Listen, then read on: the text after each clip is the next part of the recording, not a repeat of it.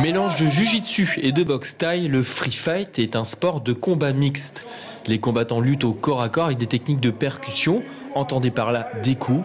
Mais attention, justement, tous les coups ne sont pas permis. Pique dans les yeux, saisie des cheveux, tout ça c'est interdit. Maintenant,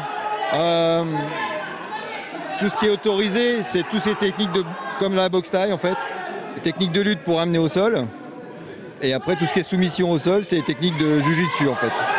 Chez nous, on peut gagner un combat sans avoir donné les coups. On peut l'amener directement sur l'adversaire et on peut le soumettre.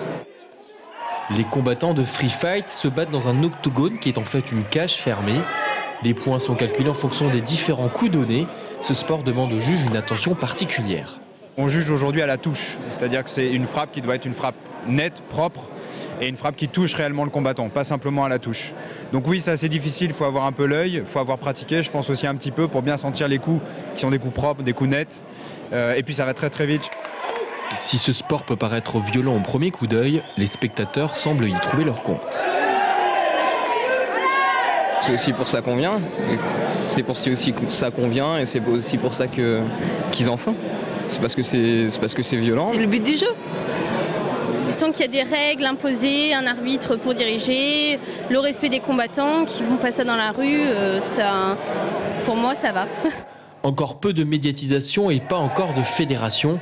Le free fight est un sport de combat qui demande à être connu. Phénomène de mode ou pas, il y aurait près de 3000 personnes qui le pratiquent en France.